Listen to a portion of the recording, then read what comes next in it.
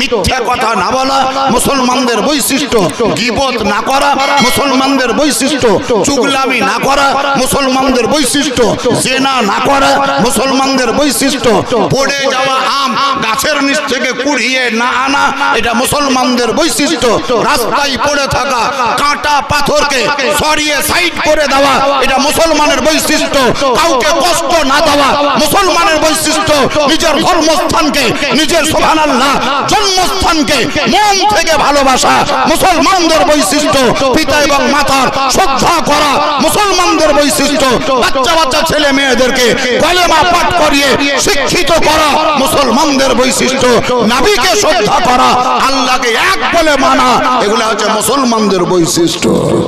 কিন্তু সে বৈশিষ্ট্য আপনাদের কাছে কোথায়? আপনি তো মুসলমান বলছেন, বাপরে বাপ প্রত্যেক সপ্তাহে 3 দিন 4 দিন আমার বাড়িতে গোশত হবেই, এটা হলো মুসলমানের বৈশিষ্ট্য। আমার বাড়িতে 4 দিন গোশত হবে, এটা মুসলমানের বৈশিষ্ট্য। কিন্তু নামাজ পড়তে হবে, এটা মুসলমানের বৈশিষ্ট্য নয়। আবার কোনদিন যদি গ্রামে পীর সাহেব ঢুকে তাহলে গোটা গ্রাম ঝাঁপিয়ে পড়তে হবে, এটা মুসলমানের বৈশিষ্ট্য। পীর সাহেব এলে ঝাঁপিয়ে পড়া ফরজ নয়, বরং জোহরের টাইমে আজান হলে মসজিদে গিয়ে জামাতের সঙ্গে নামাজ পড়া এটা আপনার জন্য জরুরি বলা হয়েছে, জরুরি লেখা আছে, ফরজ লেখা আছে, নাসে কাতি থেকে সাবিত আছে, কোরআন থেকে প্রমাণ, হাদিস থেকে প্রমাণ, বুজুর্গানে দ্বীন আম্বিয়ায়ে কেরাম সুলফ সালেহিন সাহাবায়ে কেরামদের জীবন ইতিহাস থেকে প্রমাণিত যে হাজারো কষ্ট হলেও নাহমাদুহু ওয়া নুসাল্লি আলা রাসূলিহিল কারীম।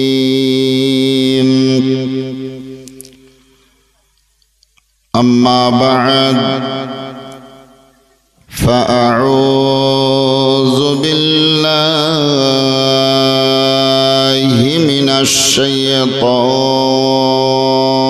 الشيطان الرجيم. بسم الله الرحمن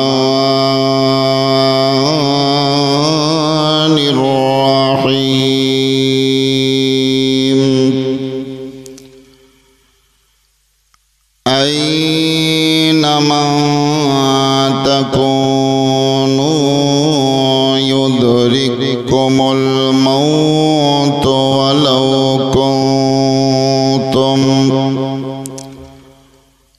ولو كنتم في بروج مشيدة. صدق الله العظيم وبلغنا رسوله النبي الأمين الكريم.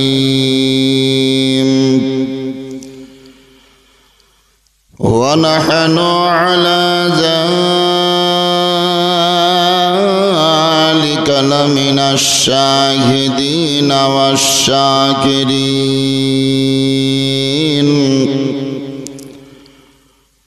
والحمد لله رب العالمين.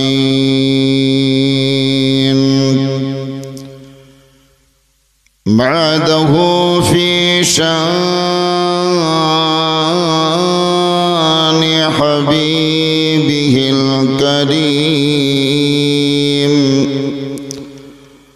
فقد قال الله تعالى في القرآن المجيد إن الله وملائكته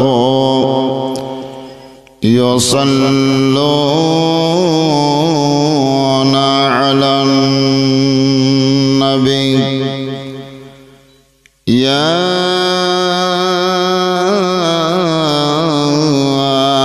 أيها الذين آمنوا صلوا عليه عليه وسلموا تسليما اللهم صل على سيدنا شفيعنا مولانا محمد وبارك وسلم صلاة وسلاما عليك يا رسول الله صلاة وسلاما عليك يا حبيب الله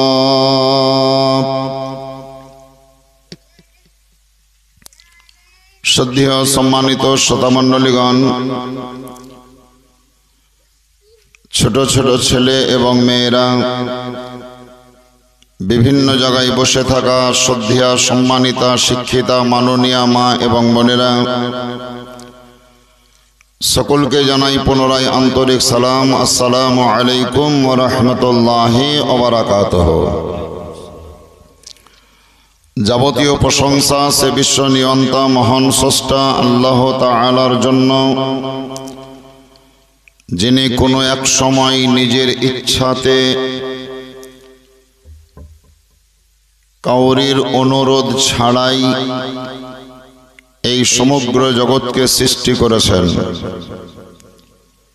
এবং তিনি সেই কাল হতে এ যাবৎ স্বাধীনভাবে কাউরির বাধা ছাড়াই একই রকমভাবে পরিচালনা করে আসছেন। যিনি হায়াত এবং মৌতের মালিক, তৎসহ রুজির দাতা, সেই আল্লাহ তাআলার শুকরিয়া আদায় করার জন্য, কৃতজ্ঞতা স্বীকার করে প্রশংসা করার নিয়তে সবাই মিলে উঁচু আওয়াজে এই সভা স্থলে জোরে সরে পড়ুন আলহামদুলিল্লাহ।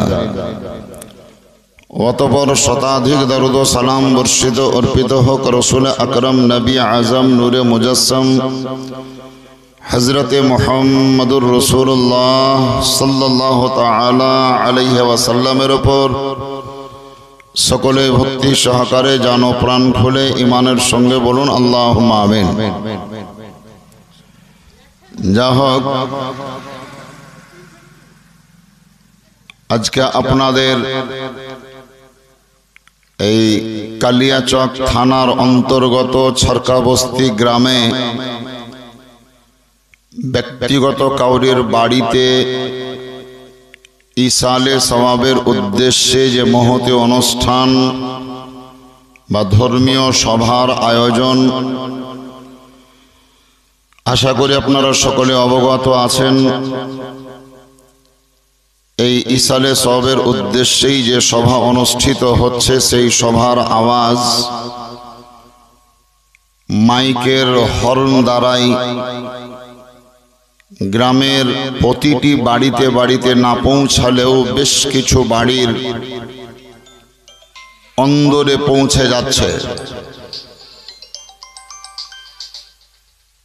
আজকে আমরা এই সভাস্থলে উপস্থিত হয়েছি কোরআন শরীফের তিলাওয়াত সহ হাদিস শরীফের উদ্ধৃতি দিয়ে মানব সম্প্রদায় যারা বিবেক সম্পন্ন মানুষ, তাদেরকে কিছু নসিহত উপদেশমূলক কথা আলোচনা করাটাই প্রয়োজন বলে মনে করছি। সাইয়্যিদিনা মাওলানা মুহাম্মদ ওয়া আলা সাইয়্যিদিনা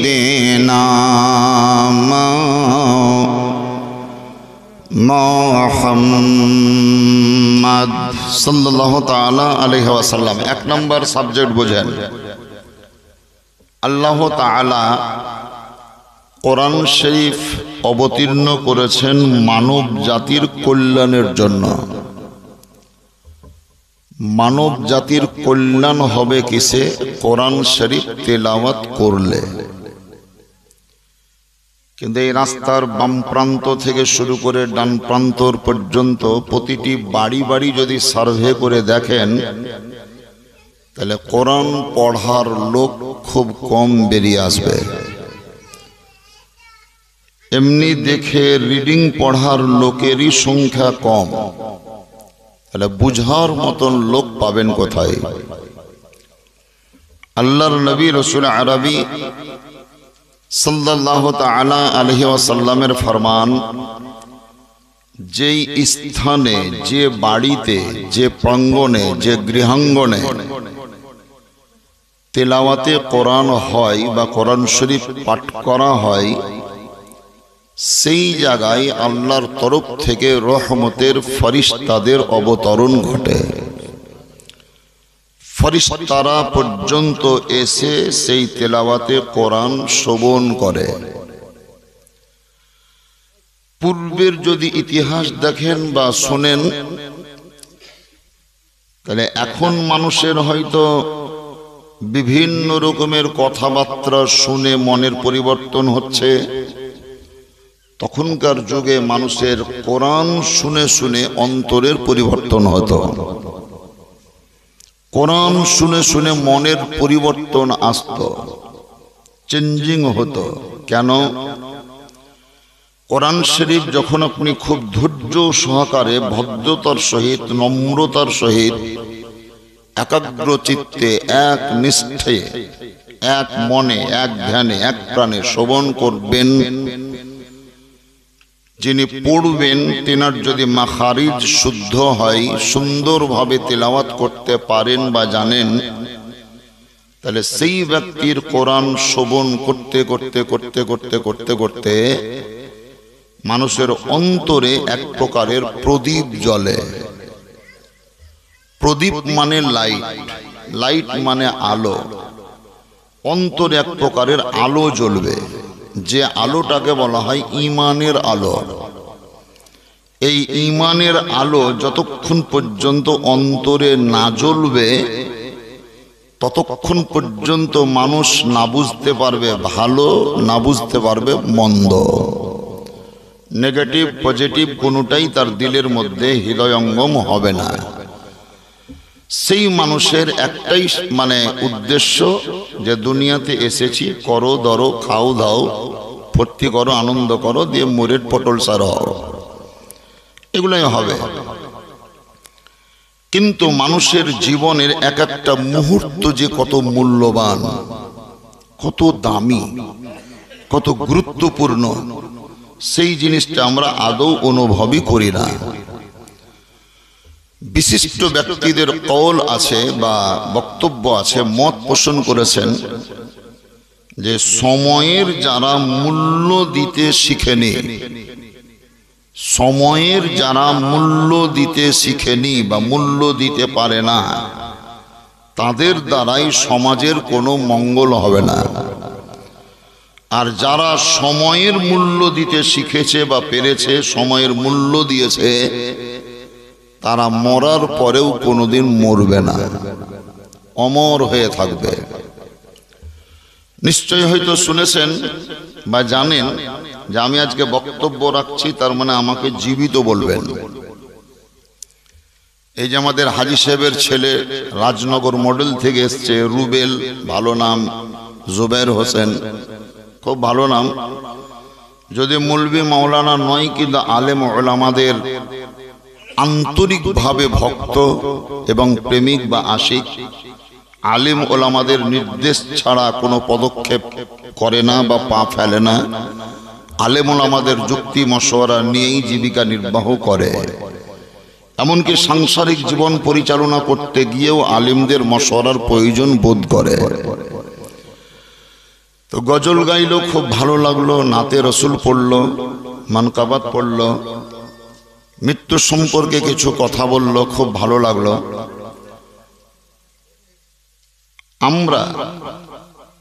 আমি এখন জীবিত, জুবের হোসেন জীবিত। যখনই মানুষের চক্ষুদ্বয় বন্ধ করবে, নিঃশ্বাস পড়া বন্ধ হয়ে যাবে, হাত পা নড়বে না, কথা বলতে পারবে না, পাঁজরে কে আছে কে নেই এই জিনিসটা সে চোখ খুলে দেখতেও পারবে না, তখনই আমরা তাকে মৃত্যু বলে ঘোষণা করি। হাসপাতালে কোনো পেশেন্ট যদি মারা যায় অ্যাডমিট অবস্থায়, তাহলে মিনিমাম 3 ঘন্টা হাসপাতালেই ফেলে রাখে, ছুটি দেয় না।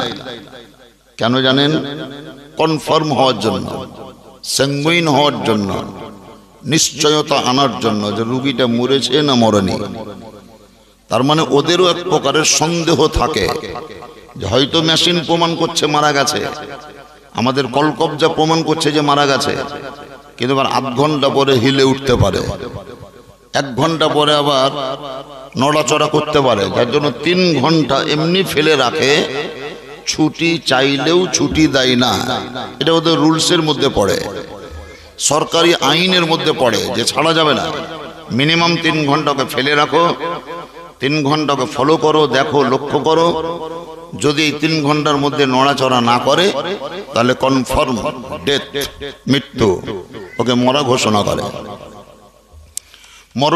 মরণ ঘোষণা হলো বা মৃত্যু বলে ঘোষিত হলো। মুসলমান যদি হয় তাহলে বাড়িতে এনে গোসল দিয়ে কাফন পরিয়ে জানাজার নামাজ পড়িয়ে কবরে আমরা দাফন করি। হিন্দু যদি হয় তাহলে হয়তো বাড়ি আনলেও ঘরের ভিতরে ভরবে না, আগনাতেই রাখবে, না হলে রাস্তাতেই থুবে। সেখান থেকে ওকে চেড়ে নতুন বাঁশ কেটে বাঁশের একটা মাচান তৈরি করে ওতে ঘাড়ে করে নিয়ে গিয়ে যা পুড়িয়ে চাইটাই করবে। তাহলে মৃত্যু ওই ব্যক্তির নাম যার নিঃশ্বাস পড়ে না। কিন্তু মরণ আসল কাকে বলে ওটা একটু জিনিস দেখেন। নবী পাক সাল্লাল্লাহু আলাইহি সাল্লাম মদিনাতুল মুনাওয়ারায় বিরাজ করছেন। মক্কাতুল মুকাররমায় একজন খুব প্রভাবশালী ব্যক্তি ছিল, কিন্তু বেধর্মী।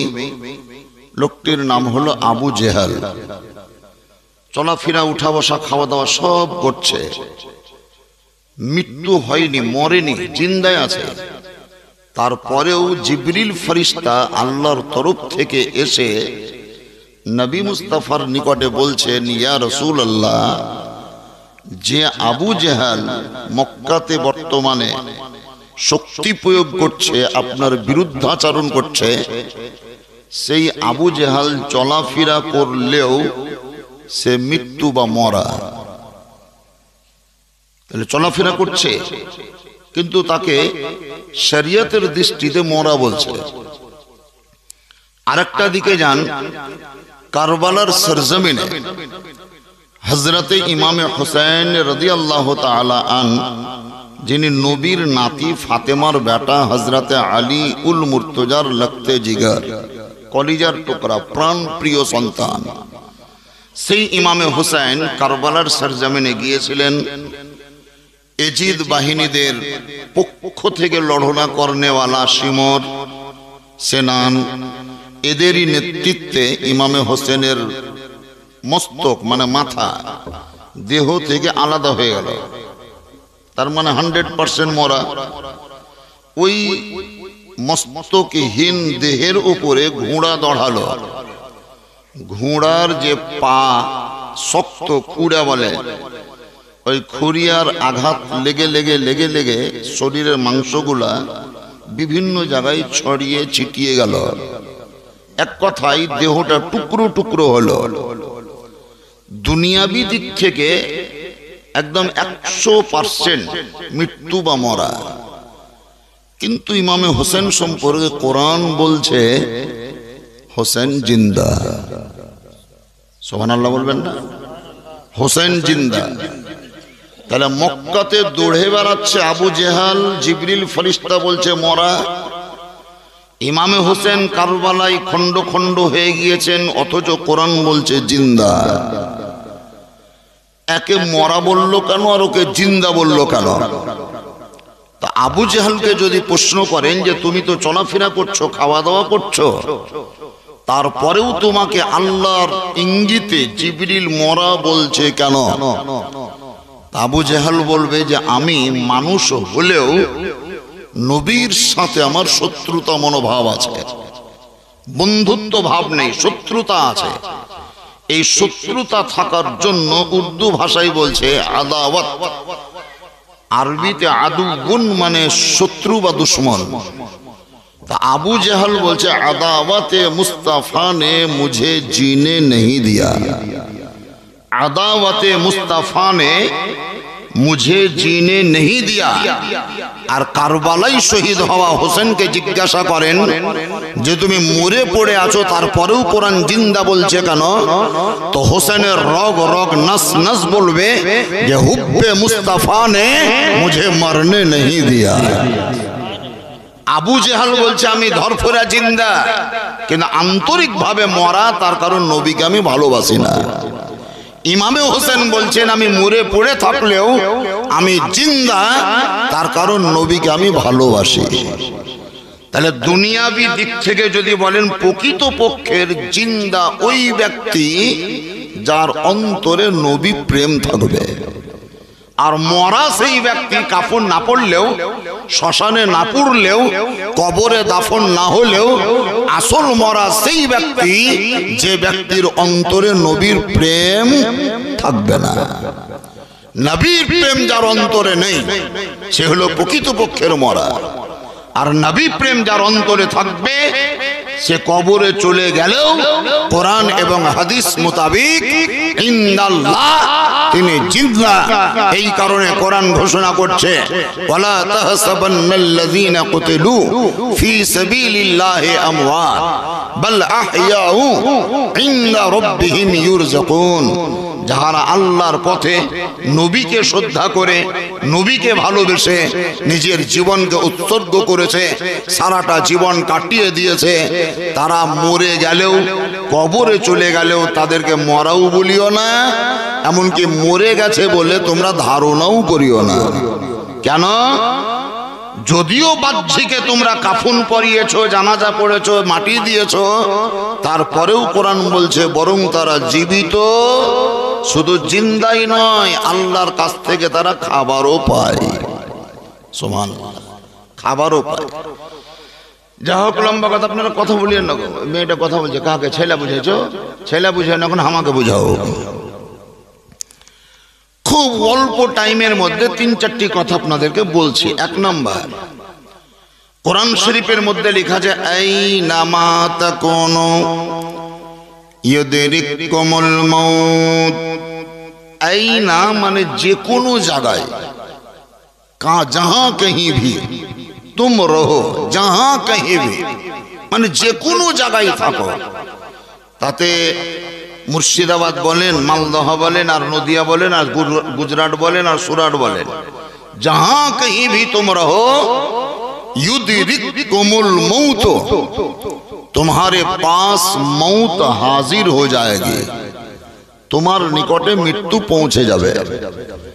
ওয়ালাউ কুনতুম ফি বুরুজিম মুসাজ্জাদা, যদিও তুমি মৃত্যুর হাত থেকে বাঁচার অভিলাষে, মৃত্যুর হাত থেকে বাঁচার প্রয়াস নিয়ে, মৃত্যুর হাত থেকে বাঁচার আশা আকাঙ্ক্ষা নিয়ে স্থানান্তরিত হও, অথবা কোনো ছিদ্রহীন ঘরের ভিতরেও প্রবেশ করে থাকো, তারপরেও মৃত্যু তোমার নিকটে পৌঁছে যাবে। এটা হলো কোরআন। কোরআনের ফরমান, অটুট বিধান, যার পরিবর্তন কোনোদিন হয়নি, বর্তমানে চেষ্টা চলছে তাও হয় না, কিয়ামত পর্যন্ত চেষ্টা চালাবে, কিন্তু চেষ্টা কারকরা ব্যর্থ হবে, সফল কাম হতে পারবে না, পরিবর্তন হবে না। তাহলে মৃত্যু আবশ্যিক। কোরআনের অন্যত্র আল্লাহ তাআলা বলেন কুল্লু নফসিন যায়িকাতুল মৌত, हर नफ्स को मौत का मजा चखना है। প্রতিটি জীবকে মৃত্যুর স্বাদ গ্রহণ করতে হবে। চলতি বাংলায় যদি বলেন তো একদিন না একদিন সবাইকে মরতে হবে। এই মরতে হবে এই কথার প্রতি কি কাউরির অনীহা, আপনার অবিশ্বাস আছে? কাউরির আছে? পাগল বলেন, হুঁসমোটা বলেন, অশিক্ষিত বলেন, শিক্ষিত বলেন, নারী বলেন, পুরুষ বলেন, ডাক্তার বলেন, মাস্টার বলেন, বৈজ্ঞানিক বলেন, কাউরির মনের মধ্যে এই জিনিসটা নেই যে আমি মরবো না। মরতে হবে এটা গ্যারান্টি। সবাই মরেছে, আমরাও মরব, যারা পরবর্তীতে আসবে তাদেরকেও মরতে হবে। তাহলে আমাদের জীবন কত দিনের, আমাদের লাইফ, আমাদের জিন্দেগি কত দিনের?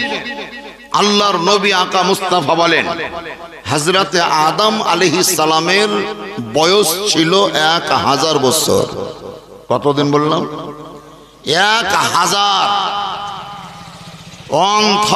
ইয়ার্স, 1000 বছর। এই 1000 বছর বয়স প্রাপ্ত একজন নবী আদম আলাইহিস সালাম রূহের জগতে যখন দৃষ্টিপাত করলেন, তখন তিনি দেখলেন রূহ খলবল করছে। তার মধ্যে একটা রূহের প্রতি তার নজর পড়ল, যেটাকে একটু মোটা সোটা দেখে মনে হলো। আদম আলাইহিস সালাম জিজ্ঞাসা করলেন, ইয়া রাব্বাল আলামিন, ওই রূহটা একটু মোটা মোটা লাগছে, ওইটা কার? আল্লাহ রাব্বে কায়নাত বলেন, হে আদম পয়গম্বর, সেই রূহটা তোমারই সন্তান হযরতে দাউদ আলাইহিস সালামের। হযরতে দাউদ আলাইহিস সালাম তিনি একজন নবী ছিলেন, তিনি একজন নবী, আল্লাহর পয়গম্বর।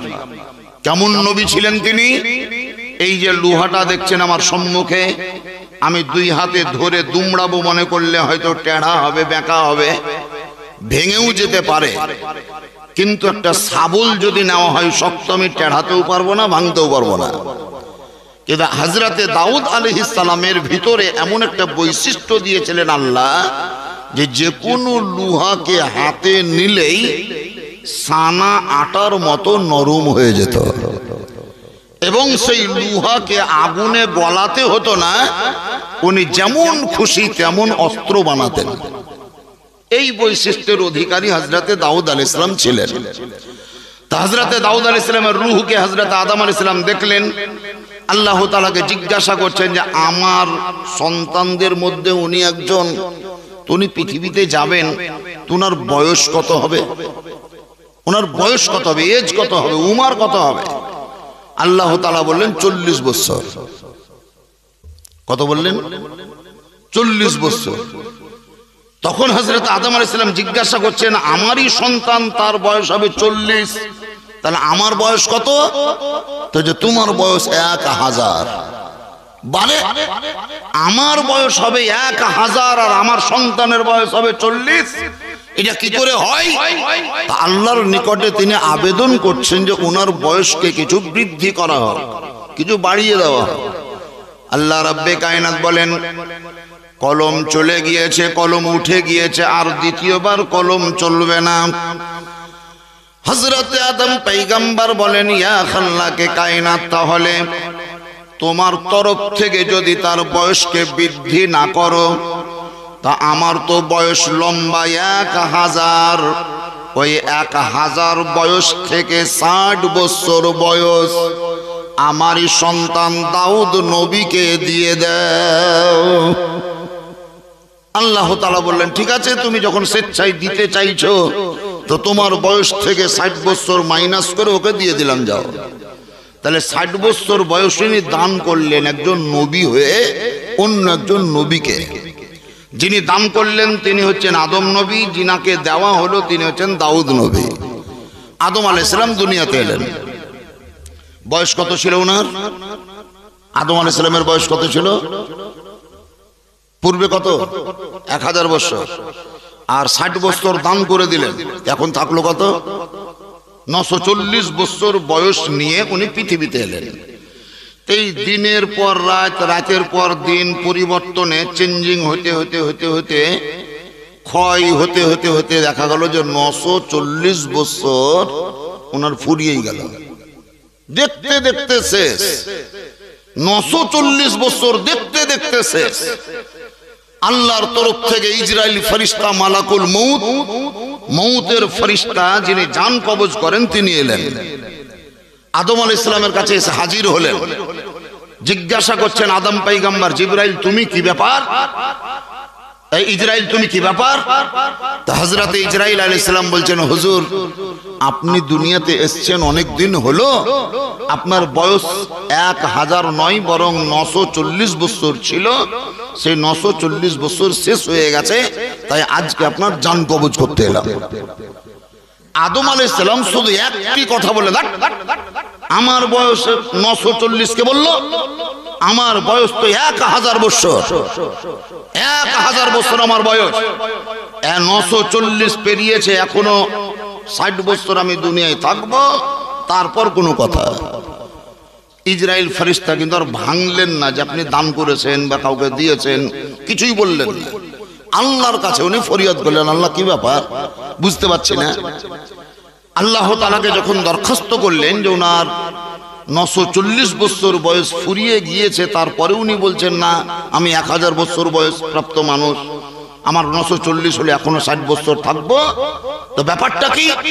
আল্লাহ তাআলা বললেন, ওর দান করার বিষয়টা মনে নেই। বুঝতে পারছেন না জিনিসটা? ও যে দান করেছে এটা মনে নেই, খেয়ালে নেই, স্মরণে নেই, ওই জিনিসটাই তার মাথাতে ডাউনলোড হয়ে আছে যে আমার বয়স 1000, কাউকে দিয়েছে ওটা স্মরণেই নেই। সেহেতু হে ইসরাইল, ওই জায়গায় তুমি আর প্রতিবাদ করিও না, আমি আল্লাহ আদম নবীর বয়স পূর্বে যে 1000 ছিল ওই 1000 টাকা আমি সাংশন করে দিলাম। এখান থেকে দুটো মশলা বেরিয়ে এলো। এক নাম্বার হচ্ছে যে কাউকে যদি আপনি দান করেন তা আপনার অর্থ কমবে না, কোন দিক থেকে আবার ঠিক জায়গায় সমতা চলে আসবে, বরকত হবে, বৃদ্ধি পাবে, এক নাম্বার। দুই নাম্বার মশলা বেরিয়ে এসছে যে কাউকে কোনো জিনিস দিলে অথবা কাউরির কাছ থেকে কোনো জিনিস নিলে এই জায়গায় সাক্ষী রাখতে হবে। আদম আলাইহিস সালাম যে বয়স দান করেছিলেন, এখানে যদি কোনো মানুষকে সাক্ষী রাখা হতো তাহলে সেই সাক্ষী সবুত দিত যে না আপনি দান করেছেন, তাহলে এই ভুলে যাওয়ার জিনিসটা ওনার মনে চলে আসতো। আমাদের নবী আকা মুস্তাফা এই জায়গা আমাদেরকে ফতোয়া দিলেন, মশলা বললেন যে তোমরা কাউকে কোনো জিনিস ধার দিলেও সাক্ষী রাখো, কাউরির কাছ থেকে কোনো জিনিস ধার নিলেও তোমরা সাক্ষী রাখো, জমি জায়গা বিচা কিনা করলেও সাক্ষী রাখো, এক কথায় দলিল সাবমিট করো, কাগজ তৈরি করো, ডকুমেন্টস বানাও, রেফারেন্স বানাও, দলিল বানাও। আজকে আমাদের পশ্চিমবঙ্গ বলে নয়, গোটা ভারতবর্ষের কথা যদি বলা যায় তাহলে অনেক মানুষ অনেক জায়গায় বাস করছে নিজের জায়গা বলে, কিন্তু আর জায়গার কোনো দলিল নেই। মাদ্রাসা তৈরি হয়ে গেছে হয়তো দলিল নেই, মসজিদ নির্মাণ হয়ে গেছে হয়তো দলিল নেই, রেফারেন্স নেই, আপনি কোন পুঁজি নিয়ে লড়না করবেন সেই পুঁজিটা নেই। আজকে আপনি যে বাড়িতে বসবাস করছেন এই বাড়িটা যেন আপনার নামে রেকর্ড থাকে, আপনার নামে যেন দলিল থাকে, এই কাগজপত্র আপনাকে তৈরি করতে হবে না? হবে না? হবে না? হবে। কবরে যখন আমরা যাব, আমি যে ঈমানদার, আমি যে একজন মুসলমান, এর জন্য আমাদেরকে কোনো দলিল তৈরি করতে হবে না? হবে না?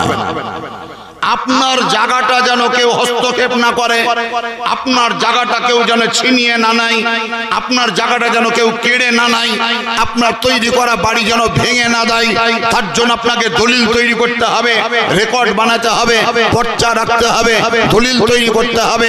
আপনার ঈমান আপনার অন্তরে আছে, কবরে যখন ফেরেশতা আপনাকে প্রশ্ন করবে, শয়তান এসে আপনাকে ধোঁকা দিবে, সেই জায়গায় আপনি মুসলমান, ওই জায়গায় আপনি ঈমানদার, আপনি আল্লাহ তাআলাকে বিশ্বাস করেন, নবীর প্রতি শ্রদ্ধা করেন, আপনি কোন দলিল নিয়ে সাবমিট করবেন? এই দেখো আমার কাছে দলিল আছে, দেখো এই দলিলের পরিপ্রেক্ষিতে আমি একজন মুসলমান, এই দলিলের ভিত্তিতে আমি একজন ঈমানদার, এই দলিলের ভিত্তিতে আমি নবী প্রেমিক, এই দলিলের ভিত্তিতে আমি একজন ইসলাম ধর্মাবলম্বী, এই দলিলের ভিত্তিতে আমি একজন কোরআনকে মান্যকারী, আল্লাহ তাআলা ইসলাম ধর্মে দীক্ষিত একজন মুসলমান। আপনার কাছে দলিল কি আছে? দলিল বলবেন আমরা আমের বাগান তৈরি করতাম, আমের বাগান চাষ করেছি, আর বাড়ির আনটাই কানটাই পোল্ট্রির ফার্ম বানিয়েছি, এগুলা দলিল? ঈমানদার হওয়ার জন্য এগুলো দলিল নয়, মুসলমান হওয়ার জন্য এগুলো দলিল নয়।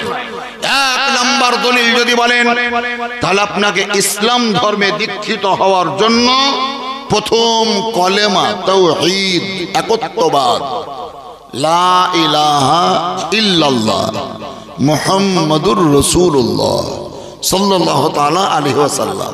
এই কলেমাটি পাঠ করলেন মানেই আপনি ইসলাম ধর্মে দীক্ষিত হলেন, মানে ঢুকলেন ভিতরে।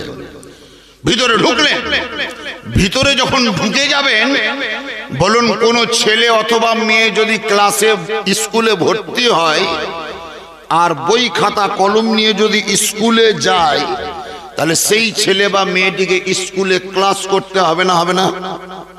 ক্লাস করতে হবে না? যদি ক্লাসই না করে, বইপত্রই যদি না পড়ে, তো ছাত্র কিসে? তাহলে আপনি কলেমা পাঠ করলেন, যে মুসলমান হলেন, তার মানে ইসলাম নামক স্কুলে আপনি ভর্তি হলেন। আপনাকে কি কি পড়তে হবে? 1 নাম্বার, 5 ওয়াক্তের নামাজ পড়তে হবে। এবার আপনি বলেন নামাজ পড়ছেন না পড়েন না? যদি বলেন যে আমি পড়ি না, তাহলে আপনি ছাত্র কিসের? রমজান মাস যখন আসবে আপনাকে রোজা রাখতে হবে, আপনি রোজা রাখছেন না, রাখেন না? যদি বলেন রাখি না, তাহলে আপনি ছাত্র কিসের? ইসলাম ধর্মের ছাত্র হওয়ার কারণে, মুসলমান হওয়ার জন্য সাবালক যারা, তাদেরকে ব্লেড দিয়ে নাচেছে, নিজের আল্লাহর দেওয়া দান করা থুতনিতে দাড়ি রাখতে হবে। আপনি দাড়ি রাখেন না, আপনি ছাত্র কিসের? পাঞ্জাবি পায়জামা পরিধান করতে হবে, আপনি করেন না, আপনি ছাত্র কিসের? আপনাকে সত্য কথা বলতে হবে, মিথ্যা বলা চলবে না। আপনি সত্য ছাড়া মিথ্যা বলতে পাবেন না, কিন্তু আমাদের নৈতিক জীবনের দায়িত্ব হয়ে গিয়েছে। মিথ্যা না বললে ব্যবসা চলবে না, মিথ্যা না বললে পেটের ভাত জুটবে না, মিথ্যা না বললে দুনিয়াতে চলা যাবে না, মিথ্যা না বললে চলতে পারবো না। এটা হচ্ছে শয়তানি শিক্ষা, নবীর শিক্ষা নয়। আল্লাহর নবী আকা মুস্তাফা আহমদ মুস্তাফা নবী মুহাম্মদুর রাসূলুল্লাহ সাল্লাল্লাহু তাআলা আলাইহি ওয়াসাল্লাম বলেছেন যে তুমি সত্য বলো, সততার উপরে দাঁড়িয়ে থাকো, দেখবে দুনিয়ার লোক তোমার দুশমন হয়ে গেল, আল্লাহর তরফ থেকে তোমার জন্য মাদাদ চলে আসবে, আল্লাহর তরফ থেকে সাহায্য আসবে। সততার উপর আপনাকে অটল থাকতে হবে, সত্য বলতে হবে। তাহলে সত্য কথা বলা এটা মুসলমানদের বৈশিষ্ট্য। মুখে দাড়ি রাখা মুসলমানদের বৈশিষ্ট্য। 5 ওয়াক্তের নামাজ পড়া মুসলমানদের বৈশিষ্ট্য। ধীর স্থির ভাবে রাস্তায় চলা মুসলমানদের বৈশিষ্ট্য। কাউরির সঙ্গে ঝগড়া না করা মুসলমানদের বৈশিষ্ট্য। কাউরির কোনো মালকে গসব বা হজব না করা মুসলমান বৈশিষ্ট্য। কাউরির উপরে রাগ দুঃখ না করা মুসলমানদের বৈশিষ্ট্য। মিথ্যা কথা না বলা মুসলমানদের বৈশিষ্ট্য। গীবত না করা মুসলমানদের বৈশিষ্ট্য। চুগলামি না করা মুসলমানদের বৈশিষ্ট্য। জেনা না করা মুসলমানদের বৈশিষ্ট্য। পড়ে যাওয়া আম গাছের নিচ থেকে কুড়িয়ে না আনা এটা মুসলমানদের বৈশিষ্ট্য। রাস্তায় পড়ে থাকা কাঁটা পাথরকে সরিয়ে সাইড করে দেওয়া এটা মুসলমানের বৈশিষ্ট্য। কাউকে কষ্ট না মুসলমানের বৈশিষ্ট্য। নিজের ধর্মস্থানকে, নিজের সুবহানাল্লাহ জন্মস্থানকে মন থেকে ভালোবাসা মুসলমানদের বৈশিষ্ট্য। পিতা এবং মাতার শ্রদ্ধা করা মুসলমানদের বৈশিষ্ট্য। বাচ্চা বাচ্চা ছেলে মেয়েদেরকে কলেমা পাঠ করিয়ে শিক্ষিত করা মুসলমানদের বৈশিষ্ট্য। নবীকে শ্রদ্ধা করা, আল্লাহকে এক বলে মানা, এগুলো হচ্ছে মুসলমানদের বৈশিষ্ট্য। কিন্তু সে বৈশিষ্ট্য আপনাদের কাছে কোথায়? আপনি তো মুসলমান বলছেন, বাপরে বাপ, প্রত্যেক সপ্তাহে 3 দিন 4 দিন আমার বাড়িতে গোশত হবেই। এটা হলো মুসলমানের বৈশিষ্ট্য। আমার বাড়িতে 4 দিন গোশত হবে, এটা মুসলমানের বৈশিষ্ট্য। কিন্তু নামাজ পড়তে হবে, এটা মুসলমানের বৈশিষ্ট্য নয়। আবার কোনদিন যদি গ্রামে পীর সাহেব ঢুকে, তাহলে গোটা গ্রাম ঝাঁপিয়ে পড়তে হবে, এটা মুসলমানের বৈশিষ্ট্য। পীর সাহেব এলে ঝাঁপিয়ে পড়া ফরজ নয়, বরং জোহরের টাইমে আজান হলে মসজিদে গিয়ে জামাতের সঙ্গে নামাজ পড়া এটা আপনার জন্য জরুরি বলা হয়েছে। জরুরি লেখা আছে, ফরজ লেখা আছে, নাসে কাতি থেকে সাবিত আছে, কোরআন থেকে প্রমাণ, হাদিস থেকে প্রমাণ। বুজুর্গানে দ্বীন, আম্বিয়ায়ে কেরাম, সুলফে সালেহিন, সাহাবায়ে কেরামদের জীবন ইতিহাস থেকে প্রমাণিত যে হাজারো কষ্ট হলেও মাঠ যাওয়া ছাড়তে পারো, ভাত খাওয়া ছেড়ে দিতে পারো, পানি পান করা ছাড়তে পারো, বাজার যাওয়া ছাড়তে পারো, মাজার যাওয়া ছাড়তে পারো, কিন্তু কোনো মতেই 5 ওয়াক্তের নামাজ ছাড়া চলবে? জোরে বলেন চলবে না। নামাজ ছাড়া চলবে না। নবী পাক কোনো মতেই নামাজ ছাড়তে বলেননি, নামাজ ত্যাগ করতে বলেননি, নামাজ পড়তে বলেছেন।